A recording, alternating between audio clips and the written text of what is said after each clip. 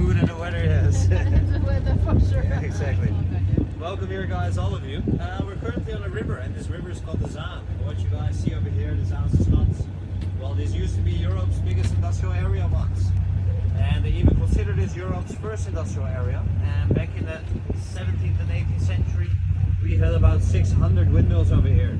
So everywhere where you would look, you would just see windmills, windmills, windmills. And we built these windmills in the first place kind of as wood cutting machines. You can see a part of the mechanism there. When the wind blows, the mechanism spins. Inside, wooden poles go up and down. And we then attach big blades under them, and we made these wood cutting machines. And the reason that we did this is because back in the days, a lot of the countries in Europe were trying to colonize the world. And if you want to do that, you need a lot of ships. And if you build a lot of ships and saw all the wood by hand, it doesn't go that fast. So with the windmills, we can cut more wood, build more ships, and colonize more. So we did that. We went all over the world. Still it is working? They're still working, yeah. We went all over the world. We did a lot of horrible things everywhere.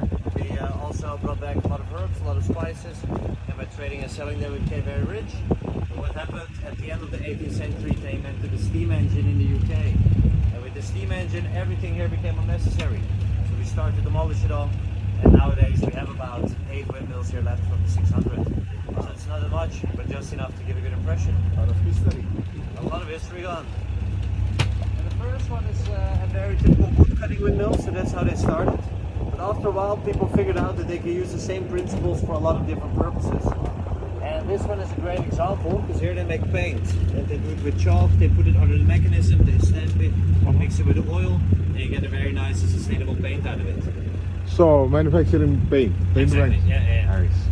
Now, the interesting part comes right here, because back in the days, a lot of the big painters like Rembrandt were using paint from windmills.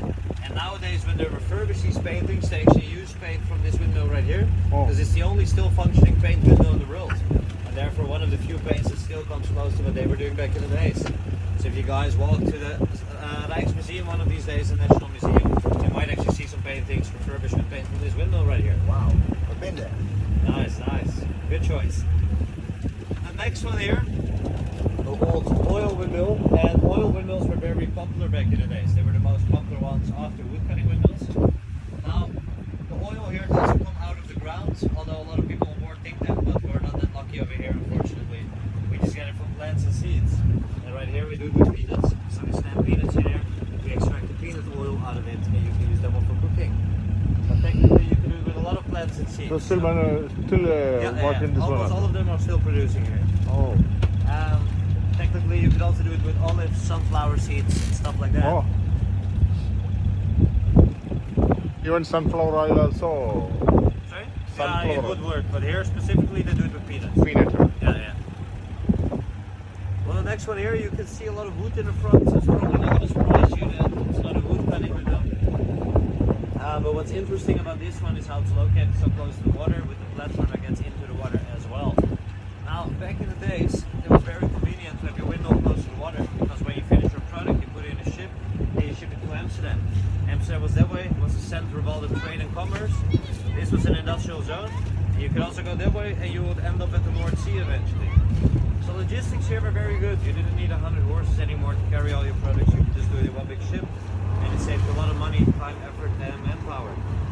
They even say that the good logistics was probably the key success factor of this whole area. It made the whole operation so much more efficient.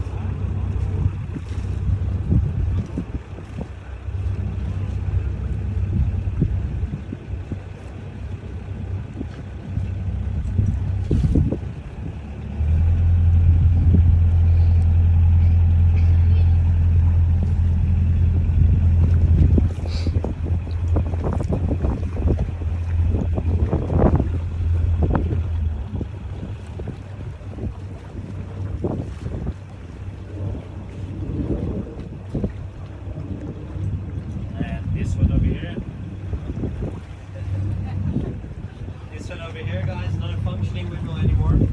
So this one's missing the rigs. They actually took them off in the 80s. Now back in the days, this used to be an oil windmill, and nowadays they made it into a house, so people actually live there. And it used to be a quiet country house once, then 30 years ago tourists started coming. Nowadays not much left of the quiet country house in here, since it's so busy all the time. Also, this is considered a monument, so you can't just change anything about it. inside, they say if the wind blows outside, it also blows a bit on the inside. So it's a very beautiful place to live. But definitely like going back into the time of a few hundred years.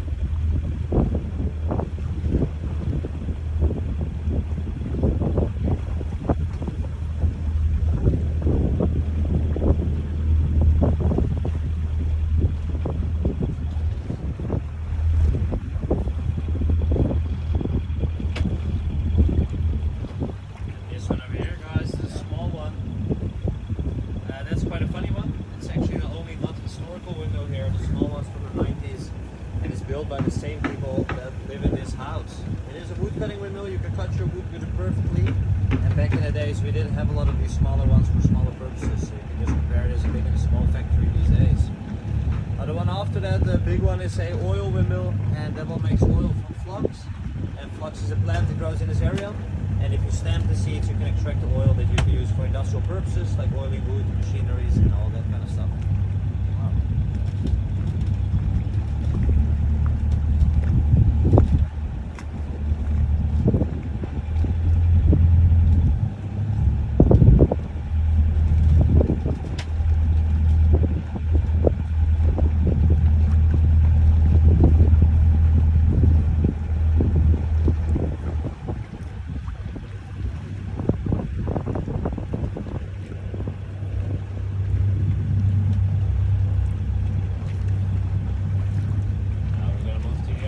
Slowly to see the beautiful houses up there.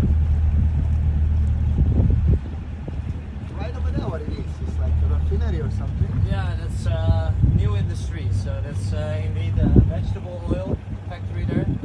So a lot of the new industry here is connected with the old industry. Here we have the oil windmills and the new oil factories. It's a bit less pretty only, yeah?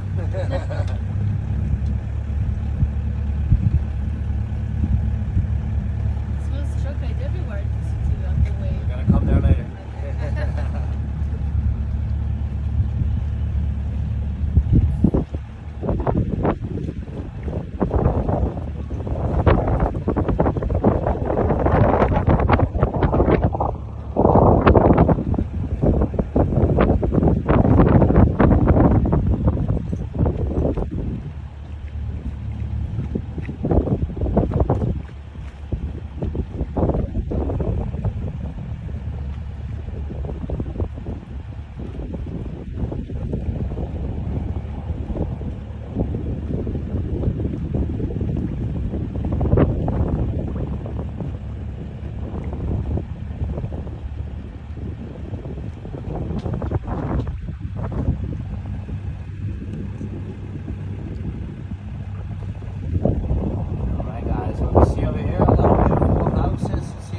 There in the front, so you can guess it. It's not the worst place in the world to live over here. A lot of the houses here that you see right now are modern, but you'll see more and more historical houses. And the historical houses here, they're usually made out of wood, and that's because this whole area was very well known for importing wood from all over the world. The first place to build the ships, later on also for the houses. Now, what you will also find is that the ground here was very soft, so people had a lot of trouble with building with heavy materials like stone. I know people that grew up over here, they say 30 years ago, if a truck would go through the street, their whole house would shake a little bit. So imagine how it was 300-400 years ago. Extremely difficult to build with heavy materials. You will also see a lot of green here in this area. We call it Zaans green, Zaan from the river. Now, back in the days we had a lot more colors to this area, but what happened is that a lot of the paint windmills stopped producing, besides one, and they were mixing their paint with iron oxide, and this gave a green color. Now the locals had easy access to this paint, they had to travel quite far for any other paint, so out of convenience they started to paint the houses green. And now years and years later it got adopted as the signature color of this area, and we call it even in Zaans Green, after the river here, the Zaan. And in a bit we're going to go around the corner to see some of the most beautiful houses of the area. That's one way.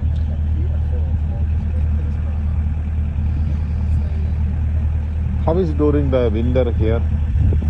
Sorry? During the winter, how is the temperature here?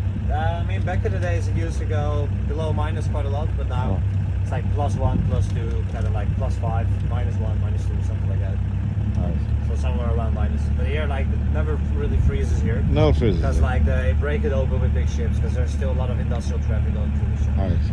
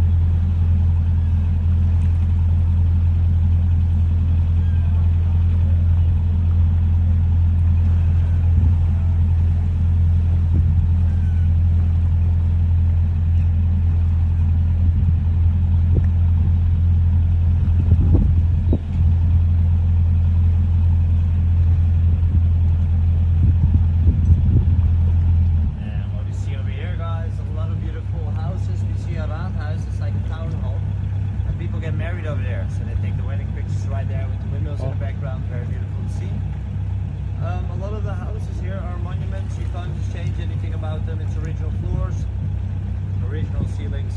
Should keep as it is. Sorry? Should maintain as it is. Yeah, exactly. They often even have original single windows. And also what you will see is that a lot of the houses here are built with something that we call good year's end. And that means that you have a big main house, small house attached to it. And that's because a lot of the houses here back in the days were for business owners. And then if you had a good year of good business, at the end of the year you build a little extra to your house. And like that, your house gets bigger every year. And you see it here very clearly. Big main houses, small house attached to a good year's end. Uh-huh.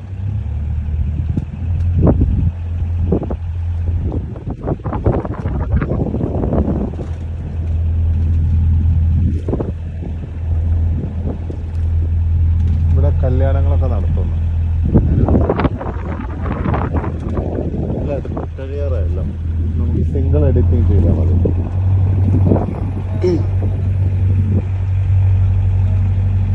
അറിയാം, എനിക്ക് ഞാൻ നോക്കാം, അതുകൊണ്ടാണ് ഞാൻ ആ voice വെച്ചത്. അത് കുഴപ്പമില്ല, വേണ്ടടുത്ത് നമുക്ക് എറേസ് ചെയ്യാം.